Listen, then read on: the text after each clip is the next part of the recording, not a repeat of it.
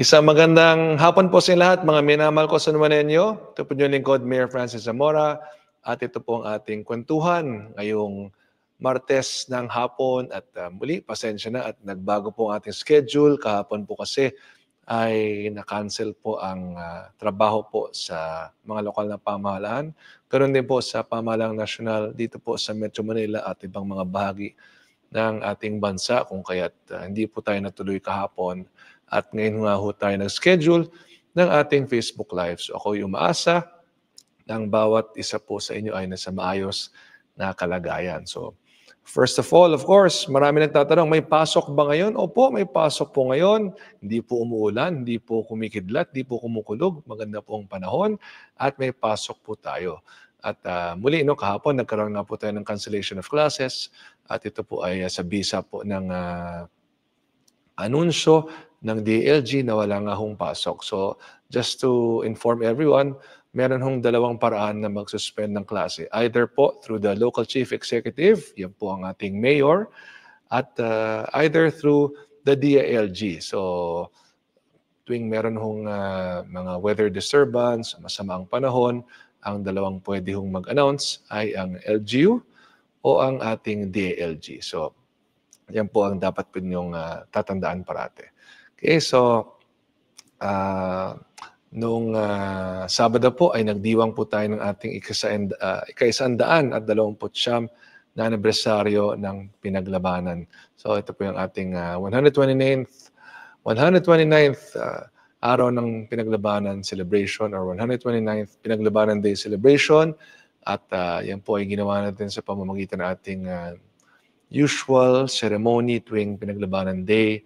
At yan po, kasama natin si Kong Bel Zamora, ang ating Vice Mayor Angelo Cavite, mga konsel po natin, si Architect Louis Valerio po from the NHCP at ang ating mga city and barangay and SK officials at ganoon din po ang ating officials from the national government. So napakahalaga po ng araw ng pinaglabanan celebration natin sapagkat tandaan po natin, dito po nagsimula ang himagsikan sa pamamagitan nga po ng Battle of Pinaglabanan na naganap po noong August 30, 1896 kung saan inatake po ni Andres Bonifacio ang El Deposito. Ito po ang supply ng tubig ng mga Kastila noong panahon iyon at siya po ay naniniwala na kung makuha niya ang supply ng tubig ng mga Kastila ay magwawagi ang mga Katipunero sa himagsikan.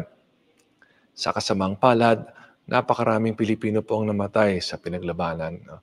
At ito po ay nagsilbing hudyat ng mga mas malaki ang pakikipaglaban na tuluyan pong nagbigay ng kalayaan sa bansang Pilipinas. Kaya parati po nating sinisigaw, walang kalayaan kung walang pinaglabanan dahil talaga pong malaking bahagi po ang Battle of Pinaglabanan sa ating kasaysayan bilang isang bansa at sa pagbibigay po ng kalayaan sa bansang Pilipinas. So, yan po ay ating pagdiriwang na ginawa.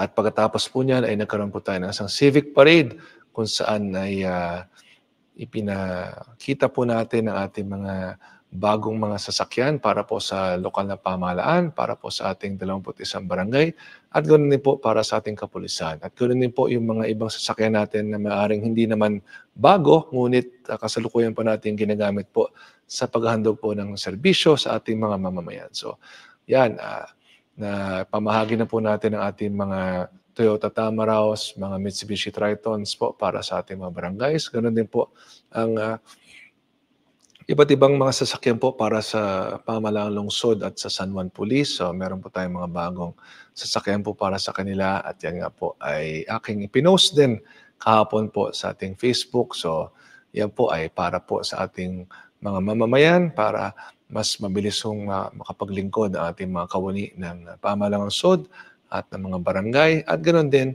ng ating San Juan Police. So pag meron pong mga emergency na kinakailangan po nating gamitin ng mga sasakyan to sa ating mga barangay, ay meron po tayong magagamit. Kung merong kinakailangan biglang itakbo sa ospital, halimbawa, o di kaya may responde na kailangan gawin sa ating barangay, o di kaya kinakailangan mag-transport, halimbawa, ng mga senior citizens para po sa isang pagpupulong at iba't ibang mga bagay na kailangan gawin po, ay nandiyan po ang mga sasakyan na yan para sa inyo. At, next, tayo po ay lubos na nagpapasalamat. So tayo po ay lubos na nagpapasalamat kay First Lady Luis Araneta Marcos sapagkat ang Love for All po ay sinagawa dito po sa lungsod ng San Juan. Ang Love for All po ay isang napakalaking medical mission na meron hong kaakibat ng mga iba't ibang essential national government services. At ito po ay sinagawa dito po sa ating lungsod. 1,500 beneficiaries po ang nakinabang at yan po, no? Shinare po ni First Lady Luis Araneta Marcos sa pamamagitan ng kanyang Facebook Live ang ating naging pagsasagawa ng Love for All. At yan po, yan, mga konsyal natin. At yan, si Nanay, ayan, si Rocco, binati po si First Lady Luis Araneta Marcos. So muli, maraming salamat po, FL Lam. Yan po ang ating tawag sa kanya, si FL, First Lady Luis Araneta Marcos. Maraming salamat po sapagkat ang San Juan po ang inyong nadalaw para po sa Love for All. 1,500 San Juanenyo po ang nakinabang sa iba't ibang serbisyo mula po sa inyo at sa pamahalang nasyonal. Kung kaya't kami po ay lubos nagpapasalamat at marami po tayong natulungan sa inyong Love for All dito po sa lungsod ng San Juan. So yan, nag-iikot-ikot po kami noon nila Rocco, nila Kong Bell, ng ating pong mga city officials. Of course, kasama si First Lady Luis Araneta Marcos. Okay, so next po ay tayo po ay nag-attend ng 2 araw ng Neo Plus program. Ito po ay isang programa para po sa mga newly elected officials. At kahit tayo nga po ay nasa 3rd term na, considered newly elected pa rin po tayo sapagkat muli po tayong nahalal at bahagi po niyan ay ang programang ito upang mabigyan po ng sapat na kaalaman ang ating mga elected officials at bagamat nga po 3rd time na natin mahalal to bilang mayor ay patuloy po tayong natututo sa pamamagitan ng ganitong mga programa sapagkat walang tao na makakapagsabi na alam na niya ang lahat ng bagay lalong-lalo na pagdating po sa pamamalakad ng mga pamahalang lungsod because every day is a learning experience, marami tayong natututunan araw-araw.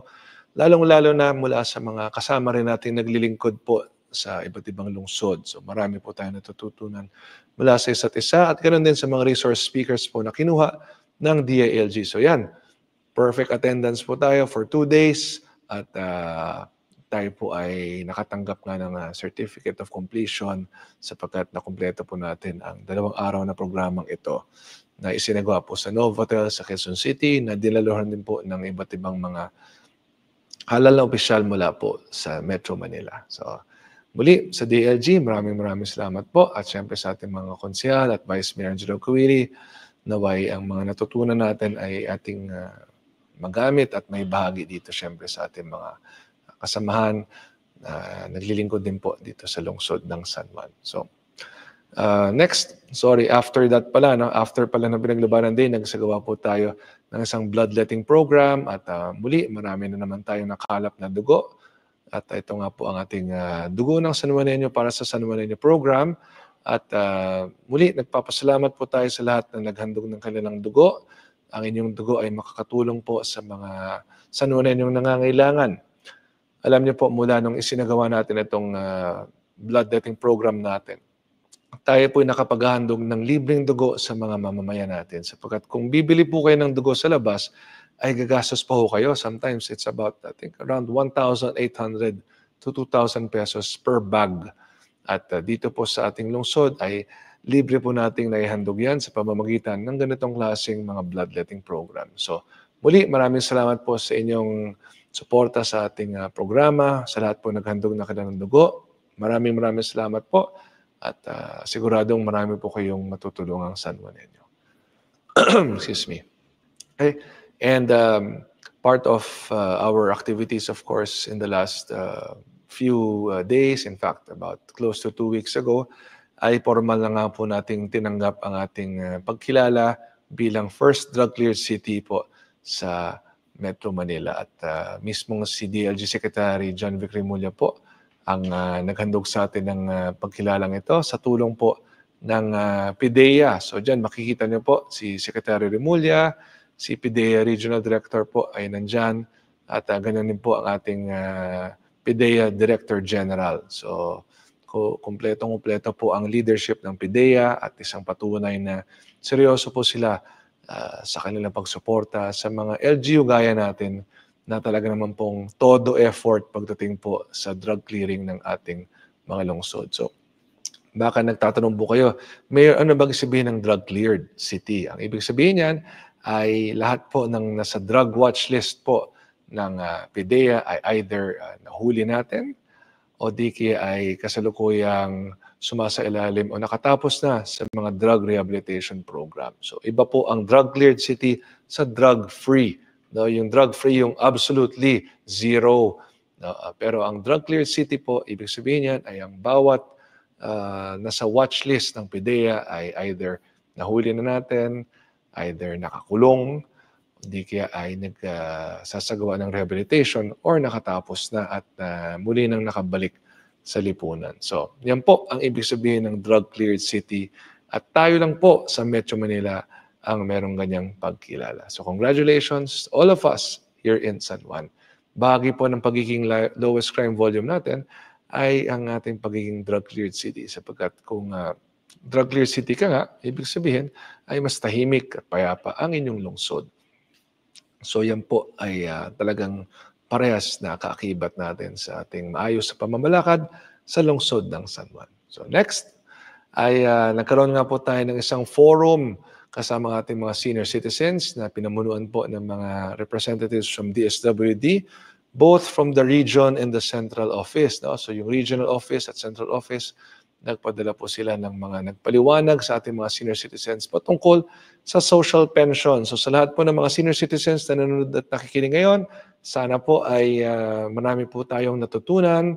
Number one, kung kayo po ay kasalukuyang tumatanggap ng pension mula po sa SSS o ibang klase mga pensions pa, ay base nga po sa guidelines ng DSWD ay hindi po kayo pwedeng tumanggap ng social pension. So, marami pong mga guidelines ang pinaliwanag at ito po ay pinaalam sa ating mga senior citizens. At ang gusto ko pong maintindihan ng bawat isa, ito po ay ayon sa batas. So, meron pong batas na sinusunod ang DSWD patungkol dito. Tandaan po ninyo, ang pagpili ng mga tatanggap ng social pension ay hindi po nanggagaling sa local government unit ng San Juan. Hindi po si Mayor Francis Zamora ang pumipili niyan. Yan po ay base sa mga panuntunan po ng DSWD. Sila rin po ang nagsasagawa ng validation at verification. Sila rin po ang nag-approve ng mga napapasama sa listahan. So wag po si Mayor Francis Zamora ang sisihin po natin. Wag po si Mayor ang sisihin ninyo sapagkat wala po akong kilalaman sa pagpili at pag-aproba ng mga napapasali po dyan. Yan po ay base po sa batas na nagsasaad ng mga panuntunan para sa kwalifikasyon ng pagiging miyembro po ng programa ng social pension ng DSWD. So ako po ay maglalabas din po ng announcement separate to this Facebook Live para nga ho mas malaman ng ating mga mamayan ang mga guidelines at legal basis nga po ng social pension program nito. So maraming salamat po sa DSWD, Regional Office at Central Office sa pagpapadala ng inyong team at maraming salamat din po sa ating mga senior citizens na dumalo. At ito po ang napakahalagang mensahe ko po sa inyo na binanggit ko ng ating pagpupulong at babanggitin ko rin po sa inyo.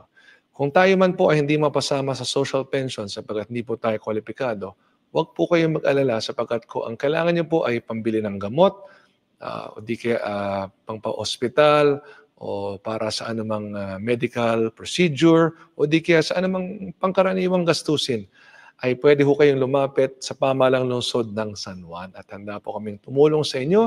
May pondo po tayo para sa inyo at tutulong po kami sa inyo. So wag ho kayong mag-alala kung kayo man ay natanggal sa social pension program o di ka hindi napasali, ay nandito po ang inyong pamahalang lungsod ng San Juan para ating handang tumulong po sa inyo. So don't worry, nandito po kami to help you.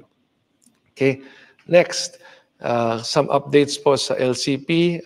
Alam niyo naman po, tayo po ang napagkatiwalaan ng mga kapwa nating city mayors sa buong Pilipinas na maging presidente po ng League of Cities of the Philippines. So tayo po ang national president ng League of Cities of the Philippines at nitong mga nakadaraang linggong ho, tayo po ay naglabas ng dalawang pahayag Ang una po dyan ay ang pagpapahayag natin ng suporta sa ating mahal na Pangulong Ferdinand R. Marcos Jr. sa isinasagawang mga investigasyon ngayon pagdating po sa flood control projects. So here in San Juan, I'm proud to say all 13 flood control projects po are existing. Wala hong ghost projects, walang multo dito sa San Juan, at lahat po yan ay talagang naisagawa at napapakinabangan ng ating mga mamamayan. At proud to say po ko na siyempre wala tayo anumang ghost projects dito po sa San Juan, at lahat po ng ating pumping stations ay 100% operational. So talagang gumagana po ang lahat ng mga proyekto natin. Baka nagtatanong kayo, Mayor, bakit nagbabaha pa rin? Sapagkat number one, marami pong iba't ibang dahilan kung bakit nagbabaha. Hindi dahil maayos ang lahat ng flood control projects ay hindi na magbabaha sa inyong lungsod. So isa po dyan ay ang basura. Nakita naman po natin ang ating San Juan River nung in-inspection po natin about 2 weeks ago. Napakaraming basura sa ating ilog, napakaraming basura sa ating mga creeks. So dapat talaga maging disiplinado tayo bilang mga mamamayan at wag po tayo magtatapon ng basura kung saan-saan. Lalong-lalo na sa ating mga waterways, lalong-lalo na sa ilog at mga creek. Please, let us dispose our solid waste properly. Wag po sa ating mga drainage, wag po sa ating ilog, at wag din po sa ating mga creek. So sa kasamang palad po, downstream po tayo ng San Juan River. Ibig sabihin, sinasalo po natin yung tubig at basura mula po sa ibang lugar. Dahil ang San Juan River po ay 9.8 kilometers ang haba. Ang bahagi ng San Juan dyan ay 2 kilometers lamang, ngunit tayo po ay downstream o yung catch basin na tinatawag. Sa sinasalo po natin ang tubig at basura mula po sa upper portion ng San Juan River na pupunta po sa atin dito po sa lungsod ng San Juan. Excuse me. Kung kaya't nag-set up nga po ng trash trap ang MMDA dito po sa area natin sa may Lambingan Bridge, yung pong sumasalo sa mga basura na pumapasok po sa lungsod ng San Juan mula po sa San Juan River. So please, let us always make sure that we dispose of our solid waste properly. At isa pang dahilan nga po ng pagbabaha ay ang pagbabaw na po ng ating ilog at mga creek. So kailangan po constantly nagde-dredging po tayo. Anong sabihin ng dredging? Ito yung pagpapalalim muli sa ating mga ilog at creek sapagkat bumabaw na po ito dahil nga po sa basura, dahil sa burak, at dapat nga pong constantly dinedredge po yan. So madalas po kasi kapag malakas ang pag-uulan, ang ating pong mga creeks at ang ilog ay mabilis na umaapaw. At dyan nga po, nagmumula ang pagbabaha, yung pag-apaw nga po ng ating mga creek at ng ating ilog. So dapat constantly na-dredge po natin yan. At yan po ay bagay na ating sinasagawa naman po ngayon. So isa pa hong naging problema ay meron po tayong mga drainage systems po na natayuan na ng mga structures, at isang nga ho dyan ay ang identify natin dito po sa area ng San Venancio sa Barangay San Perfecto, na sa mga susunod po na araw at linggo ay sila po ililipat na ho natin sa kanilang magiging bagong tahanan also within San Juan, dito lang po sa F. Manalo. At pag sila po ay mailipat na natin, ay matatanggal na po natin yung mga structures na nakaharang po sa mga drainage systems natin. So, naasahan ho natin na makakatulong po ito upang maibsan ang pagbabaha sa San Perfecto. So, malalaman ho natin agad yan once matanggal nga po natin ang mga structures na ito. So, give us just a little more time. Inaayos lang po yung maging relocation site po ng mga pamilyang ito. At once ma-relocate na po natin sila in city, dito mismo sa San Juan, ay maaari na natin tanggalin ang mga structures na ito na nakaharang nga po sa dalawin ng tubig. Next. Ayun, so ang ating next statement nga po ay ang pagsuporta sa direktiba ni Pangulong Marcos na dapat kumuha muna ang DPWH ng approval mula sa mga LGUs bago sila magsimula ng kanilang mga proyekto. Dito sa San Juan, di naman po problema yan, ngunit batid ko po na sa iba't ibang bahagi ng ating bansa at ito naman po impormasyon ng galing sa ating mga kapwa city mayors na nangyayari nga po sa kanilang mga lugar na hindi po nakikipag-ugnayan ng DPWH, hindi po kumukuha ng anumang approval, bigla na lang po sila nagtatayo ng mga proyekto nang walang kaalaman po ang ating mga LGUs sa ibang mga bahagi ng ating bansa. Kung kaya't kami po bilang isang League of Cities of the Philippines, bilang isang liga, ay naglabas nga po ng pahayag ng pagsuporta sa direktiba ni Pangulong Marcos na dapat ay kumuha muna sila ng approval mula sa mga LGUs. At yan po ay bagay na pinagpapasalamat po namin sa ating mahal na Pangulong Ferdinand R. Marcos Jr. Okay, so next, muli maraming salamat sa aking anak na si Rocco Zamora sa kanyang kasibagan at sa kanyang tulong ay siya po ay kumakatawan sa akin sa iba't ibang mga events, activities at projects po natin. Yan po, una, yan po ang naging pagbubukas ng SK Cup po sa Barangay Santa Lucia. So Rocco, maraming salamat sa pagpunta sa Barangay Santa Lucia at pag-represent sa akin. No? So yan, si Cap June Belches at ang kanyang mga kagawad, si SK Brian de la Cruz at ang kanyang mga kagawad, kasama si Consil Maki Matay, at syempre yung mga nakilahok po sa SK Cup ng Barangay Santa Lucia. So gaya po ng sinabi ni Rocco, ang lahat na magcha-champion po sa inyong tournament ay tatanggap po ng 5,000 pesos. So good luck po sa inyo at tandaan po natin, mahalaga po rito ay tayo po'y makapagpatibay ng samahan natin bilang isang lungsod, bilang isang barangay, kung kaya't dapat talaga ang isipin natin ay ang camaraderie and sportsmanship natin sa isa't isa. At yan nga po ang mahalaga dito sa sports. So yan, Rocco, maraming salamat sa iyong pagpunta para sa akin. At napakasipag mo, Rocco. Saludo ako sa iyo. Okay, apuera dyan, si Rocco po ay pumunta rin sa awarding ceremonies ng Kada Cup. Ito po ay ang sports tournament po na napakalaki ng Santuario de Santo Cristo at yan po, yun ang naging closing ceremonies natin at awarding ceremonies din. So tayo po ay sumusuporta siyempre sa inyong programa. Ganon din po ang Caring Kerry Foundation ng aking asawa na si Kerry Zamora na naghandog po ng mga trophies, medals at cash prizes po para sa kabataan ng San Juan sapagkat bahagi po ng layunin ng Caring Kerry Foundation ay tumulong sa ating kabataan, tumulong sa kanilang physical and mental development, and of course, yung ganito mga sports programs po ay talagang nakakatulong nga po sa ating mga mamamayan, sa ating kabataan. So thank you very much to the Caring Kerry Foundation.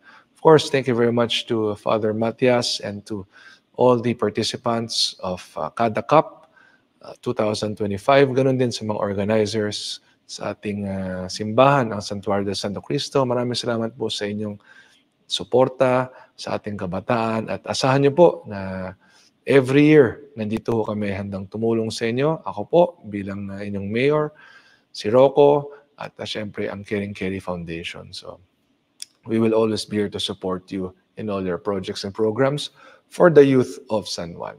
Okay? So next, mga personal activities naman po natin. Of course, back-to-back games po si Noah sa Paya. Ito po ay ang tournament po na sinalihan po ng Las Aguinas kung saan naglalaro si Noah. So, congratulations Noah sa inyong mga games. Although, meron kayong pinanalo, meron din kayong hindi nanalo. Pero don't worry, yun ang maganda sa sports, Noah, at sa lahat ng nanonood na nakikinig. No? Sports builds character. Dito tayo natututo, tumibay ating loob, maging goal-oriented, maging determinado, maging resilient, maging persevering. So yan po ang mga values na natutunan ko bilang isang atleta na hanggang ngayon ay nabibitbit ko sa aking buhay, lalong-lalo na sa ating pagiging mayor. Hindi parating nananalo tayo sa anumang laban. Dumarating panahon, hindi tayo nagwawagi, ngunit ito ang paraan upang matuto tayo, bumangon muli, matuto tayo mas pag-igihan pa sa mga susunod na pagkakataon para tayo ay magwagi na, para tayo manalo na. At alam niyo naman po ang kwento ng buhay ni Mayor Francis Zamora, di ba? Bago nang tayo naging mayor ay marami rin tayong pinagdaan ng pagsubok. Ngunit sabay-sabay natin na nagpasan yan dahil tayo naging determinado at dahil nagpakita po tayo ng tibay ng loob. At yan po ay mga bagay na natutunan natin bilang isang atleta. So, mahalaga po talaga ang sports sa atin, lalong-lalo sa ating kabataan. At ito ay nakakatulong din upang tayo makaiwas sa masasamang bisyo, lalong-lalo na sa droga. So again, to Rocco, thank you very much for representing me in these two big sports events. And I'm proud of you, Rocco. Keep up the good work. Okay? So, nagdiwang din po ang aking ina na si Rose Zamora ng kanyang 79th birthday. So to my mom, again, happy birthday. Yan po aking ina na si Rose Zamora. Siya po ay 79 years old na, and of course, we always wish her good health and many, many more years to come. We love you, Mom. Thank you for everything that you've done for us. Alam niyo, ang aking ina, talagang siya nagpalaki sa akin at humubog sa pagkatao ni Mayor Francis Zamora. Silang dalawa na aking ama, na si Kong Ronnie Zamora. But of course, yung mother's touch, alam naman natin, no? Talagang napakalaking bagay sa pagpapalaki ng mga anak. So thank you very much, Mom, for all the love and support. And may you always remain strong and healthy. And may you be blessed with many, many more years to come. Okay? We love you, Mama Rose. So I call her Mom, of course, pero sa pagdating po sa kanyang mga apo ay si Mama Rose ang tawag sa kanya. Okay, so lastly, I would like to share about Luca, ang aming alaga actually, no. Meron po kaming 3 aso, si Scotty, si Tyson at si Luca. Si Luca sa totoo lang ay alaga ni Rocco, no. Si Scotty ay alaga naman ni Noah at si Tyson ay basically alaga naming lahat. But si Luca ay specific to Rocco but became close to everyone. So nung nakarang araw nga po ay nakatanggap po ako ng tawag mula sa ating veterinarian at sabi nga po na medyo masama na ang kondisyon ni Luca. In fact, the past, I think about 10 days prior to that, ay parati na nga kami nag-uusap ng kanyang veterinarian. At sabi nga na medyo alanganin ang sitwasyon ni Luca. Ngunit kumaganda na ang kanyang numbers ng mga nakarang araw. Kaya nagulat nga po ako na biglang noong August 29 ay nagsimula itong bumaba, and in fact, August 30 nga po ay natanggap ko ang tawag at ako'y agad pumunta ron sa ES Veterinary Clinic dito nga po sa P. Guevara Street sa lungsod ng San Juan at dinalo ko po si Luca. Ito po, this photo I took because Luca was still alive then, and the doctor really warned me already na sabi nga niya, mukhang within the day ay papanaw na nga si Luca. So I visited immediately. I spent time with him. I took my last photos with Luca. At sa totoo lang nakita ko, no, talagang lumalaban siya. He was trying his best to really stay alive. In fact, yung sa video nga na pinost ko ay pilit niyang bumangon. No? Pilit niyang bumangon nung tinatawag ko siya.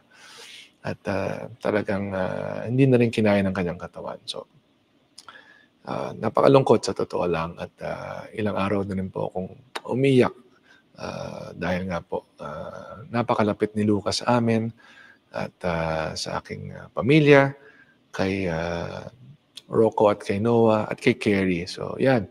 Just sharing with you some photos. So, yan po ay Halloween last year sa North Green Hills. At si Luca ay nilabas ko po nung time na yon at in fact binabati niya yung mga nag-trick or treat po sa aming bahay, no? So sa aming tahanan. So that's Luca at golden retriever siya, no? Yan. So yan, no? Binabati niya yung mga kids na pupunta nun sa bahay nung Halloween last year. So no, sa totoo lang nakalungkot, no? And we will really miss him. And yan. So yan. Si Scotty nasa left, si Tyson nasa gitna, at si Luca. So we also checked on Tyson and Scotty kasi baka yung naging cause ng infection nga ni Luca ay baka meron din sila. So good thing po, based on the blood tests, wala naman po silang infection. But again, I would like to share na yan, si Rocco, when he was much younger, no? Si Luca ay, he joined us sa family nung pandemic, 2020. So, yan, no? Puppy pa siya niya, no? Buhat-buhat ni Rocco. So, this photo was taken during the pandemic. So, 5 years natin nakasama si Luca. And, yan, si Kerry with Luca. No? And yan, si Noah, nung mas bata pa siya with Luca. So madalas nga namin siyang dinadala sa aming pool sa bahay, no? So, nilalaro namin sila, nagsi-swim sila. So, very attached, of course, kami lahat sa kanya. So, nung isang araw ay nagpunta nga po kami sa wake ni Luca before he was cremated. So, that was also my mom's birthday. So, bittersweet moment because yun po yung burol ni Luca at cremate siya immediately after. Tsaka naman kami tumuloy sa birthday celebration ng mom ko. So, very emotional, ano yan, swing, kumbaga. Nakakalungkot. But, what's important is he's in a better place now. I appreciate all the yung well wishes, no? Maraming salamat po sa lahat ng nagpadala ng kanilang well wishes. Very sad kasi naging sobrang attached po ang aming pamilya sa aming mga pets, no? And to all pet owners out there, let's take care of our pets, no? Maminsan-minsan talaga nagkakaroon ng ganyan mga pagkakataon, no? Doon nga sa Facebook post natin, marami nagko-comment doon na sila rin po ay nakaranas ng ganyang yung pagpanaw ng kanilang mga alaga through blood parasites, no? So ito'y similar siya sa dengue sa ating mga humans, no? So pinapaliwanagan ng vet sa atin na ito isang infection na kumalat sa kanyang katawan at nakuha sa ticks, no? So yung mga ticks o kuto na infected nito ay nagiging source nga ng ganitong klaseng sakit. So let us always make sure na maiwasan natin na ma-infect ang ating mga alaga ng ganitong klaseng mga ticks, no? At, nakakalungkot sa totoo lang. Wala na si Luca and I was really crying for 3 days, no?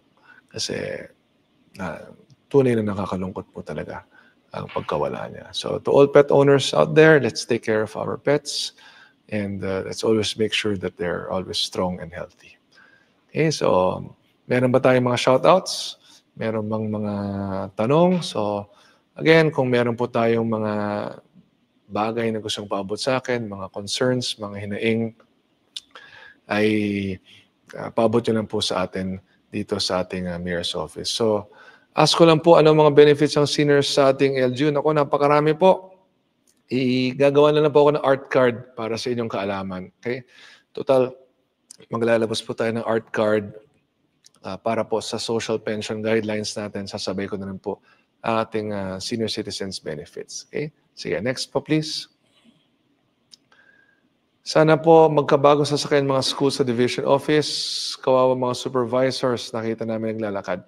Okay, so ito pong mangyayari dyan, magkakaroon po tayo ng redistribution ng mga sasakyan at since meron mga bagong sasakyan ng pamahalang lungsod, magre-redistribute din po tayo niyan ng mga existing vehicles po natin to DepEd. So this is something we've discussed already with your division superintendent, our division superintendent. So, magkakaroon po tayo ng redistribution ng mga sasakyan. So, yung mga sasakyan na mga naka-assign dati sa City Hall, we will redistribute to the DepEd as well. Okay? So, don't worry about it. Okay? Next po. Okay? No more concerns. Sige. So, muli, maraming salamat po sa inyong pagpapanood natin Facebook Live. Muli, itong inyong lingkod, Mayor Francis Zamora. Ito pong ating kwentuhan sa linggong ito. At sa anumang pangangailangan, bukas po ang Mayor's Office natin para sa inyo. Ganon din po ang ating Public Assistance Center. Ganon din po ang tanggapan ni Congresswoman Bel Zamora. So, pag meron po tayong mga bagay na gustong ipaabot kay Mayor Francis, meron po tayong hotline. Okay, so please flash our hotline para makita po ng ating public. Yan po. So, tawag lang po kayo sa ating hotline 0956-529-7286 at siguradong aabot po sa akin ang mga bagay na inyong babanggitin. And please, wag na po kayo mag-text sa akin sapagkat napakaraming text ko pong natatanggap and it will really take a while bago mabasa ko yan sapagkat patong-patong na po ang ating messages. Napakarami na po. Kung gusto natin mas mabilis po ang magiging tugon sa inyo, ay dito na lang po natin sa hotline ipaalam o di kaya makipag-ugnayan sa aking tanggapan. 4th floor po ng San Juan City Hall. Ito po ang office ni Mayor Francis Zamora. Kaya muli, maraming salamat po sa inyo. Ano mang gusto niyong paabot, i-message lang po dito sa ating Facebook Live. Papasummarize ko po yan sa ating mga kawani ng Public Information Department at siguradong tutugunan po natin ang lahat ng inyong babanggitin. Muli, maraming salamat po. Ito po niyong lingkod, Mayor Francis Zamora. Mabuhay po ang makabagong San Juan.